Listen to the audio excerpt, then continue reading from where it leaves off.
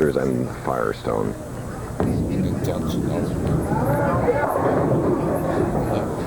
Come on. Ballard coming in light on the left-hand lane. He has a good feel of this championship pair, Chris. And year after year, as a player comes back to the Firestone, players such as Carmen Salvino have bowled in all 26. You know the championship pair probably as well as you know any pair of lanes in the country. So Ballard knows what to do. Marking with a spare. Been practicing off to the right, and of course got his practice shots prior to going into this game, but Genalo has that victory under his belt. 227 to Baker's 182, shooting first on the right lane. You see Genalo's climbed to the top 5, 48 games this week. First 3 rounds, 24 games qualifying, 24 finals.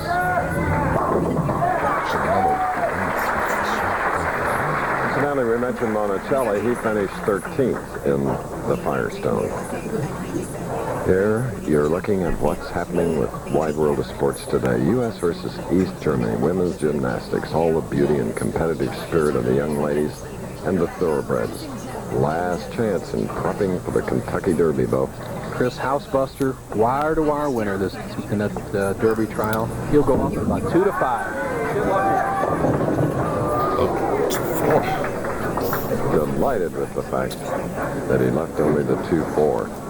Don Genalo had a 91% pocket percentage when he won the King Louis tournament in both 1983 and 1985. That means that almost every time he hits the pocket, he carries. And a very simple spare here, 2-4, all you have to do is touch that 2-pin. Okay. Striking a spare for Genalo. Now Ballard, who opened with a spare in the first frame, as a standing room only crowd looks on. The deep inside line. Look at how far left he is on the approach. There he is, smooth, relatively aggressive, wearing that wireless microphone.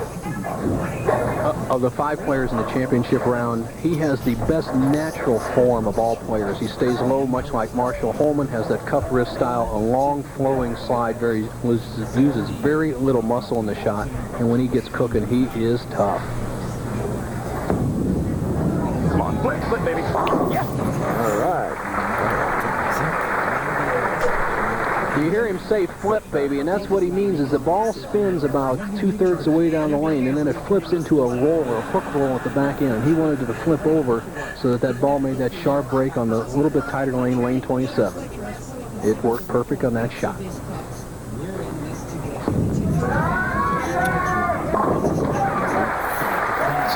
Strike in the third for Don Genalo, whose last victory was in Windsor, Ontario in 1986. Chris, Seattle Open, May 19th, and then we go on to Portland, and then 2 tournaments in Vegas, and my favorite's going to come up June 9th, jumping ahead almost a month. We'll have the seniors on ABC television. Weber, Salvino, Anthony, all the big stars of years past. Genalo with the cheering section off to the right, begging him to do it. Don Genalo playing a line that he's so familiar with. He cashed as an amateur in 1981 in the Long Island Open out in Garden City, Long Island, which was his home house, and then he won that tournament in 83, and that's his favorite line between the second and third arrow, straight down the line.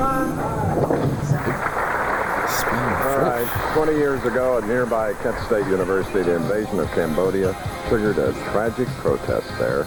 May 4th, students, family, guest speakers will commemorate this event at this sales. Bill Ballard trying to get that strike to take a 20-pin lead, coming into the frame leading by 10, and now he has left the 3-6-9-10. Bill Ballard all in red today, red bowling ball, and tribute to his victory last year here at Firestone.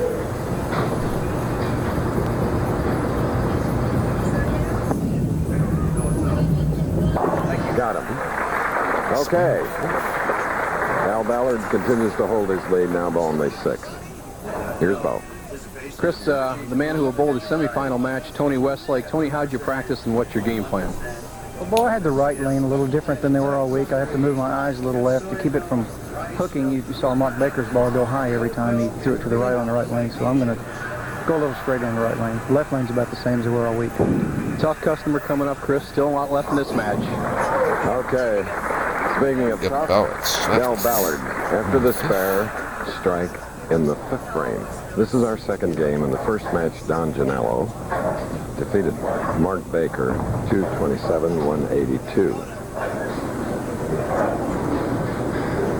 Genalo with a spare working, trailing by 6. 5th frame. All right. And as Mary looks on, off to the right, you hear pin fall. That's the man that Bo just talked to, Tony Westlake. Staying loose, practice shots off on the practice lanes.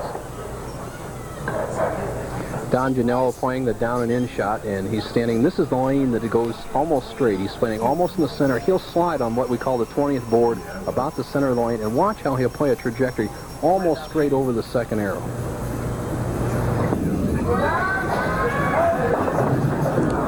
And that high hit versus trouble for Don Genalo. Look at that, 6, 7, 10. Not trusting the shot, he yanks it up in the nose, has a 6, 7, 10 split. He needs to get the ball over here by the 6 pin and slide it over into the 7. Here's how he needs to make it. Roll it right over in there. The ball will do the work. Tough shot. All right. Go gets 8 ups. So like in our last match, which Genalo won, Mark Baker ran into trouble. So with a 20-pin lead, Ballard can increase it to 30.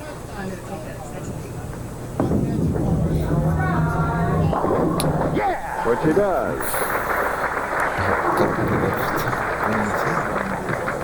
Well, that's the shot that Ballard must have right there. Kick out the 10-pin.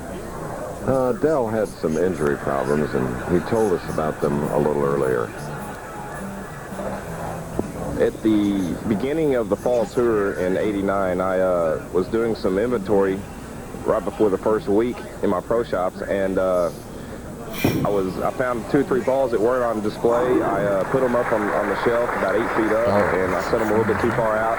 The shelf collapsed, and one of the balls landed on the lower left side of my back, and I wasn't able to bowl for 3 weeks, 4 weeks, and it took me about a month and a half, 2 months to get back to form. Okay, Del Ballard with the right bowling ball today, leading by 40. More after this.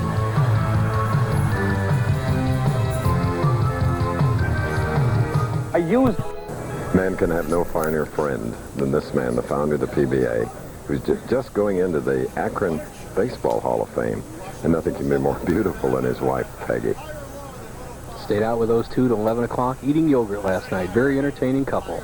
Now Genalo trails by 40, must get it going. Looked like it wasn't. 7-pin.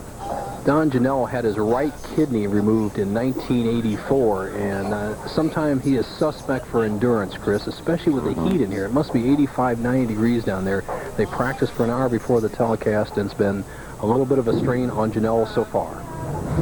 Well, we notice one thing that is absent in his bowling style.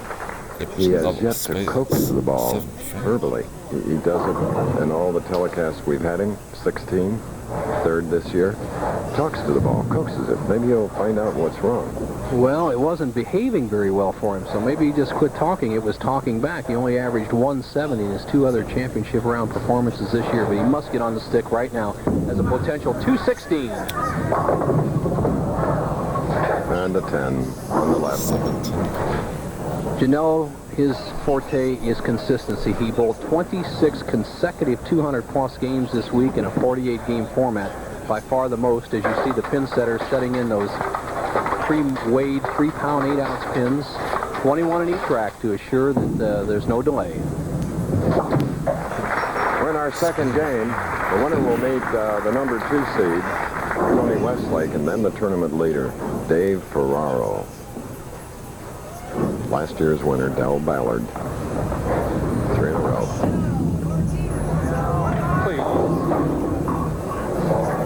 Not to be the 2-7. The direction was proper, but the speed was incorrect. He went about 18 or 19 miles an hour there, and he has to get the ball between the 2 and let it carry into the 7.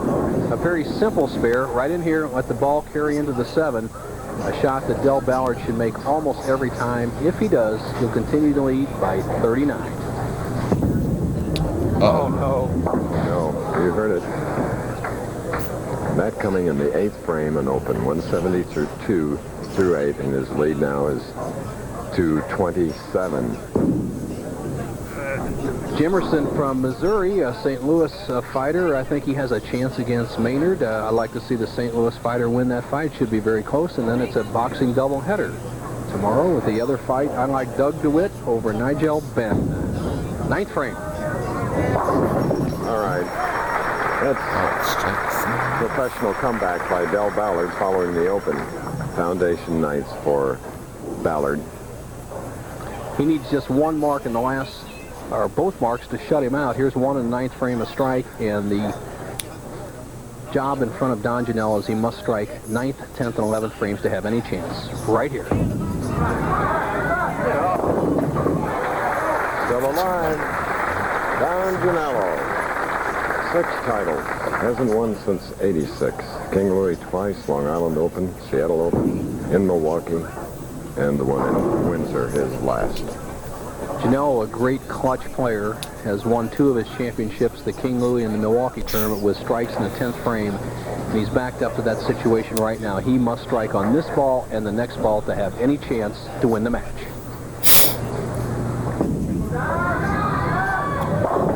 With the pressure on, Genalo performs. 17 10 behind at this moment. And I think there's something for all bowlers, even some top pros, to learn by John Genalo under the pressure. He maintains his form and holds that follow-through until the ball hits the pins.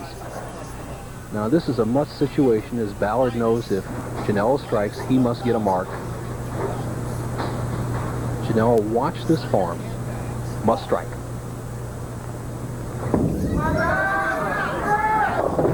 Now, he knew it practically the moment. Left his hands. 2-4-10.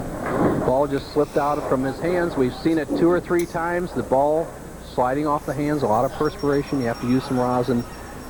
Mary Genalo obviously disappointed, as Don will finish. Trying for the 1-2-10 and failing. Shooting a game of 190. Ballard now is up. Winning just a year ago right here. There it is. Del Ballard. His hopes of back-to-back still alive. Nelson Burton's tip of the week today.